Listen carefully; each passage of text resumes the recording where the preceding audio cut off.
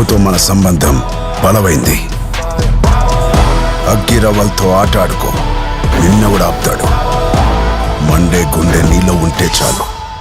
తీ, నీలో ఉన్న పవర్ని బయటికి తీ.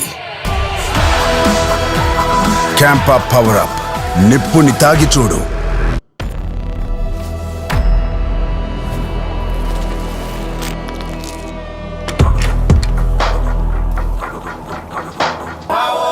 నిప్పుతో మన సంబంధం బలమైంది.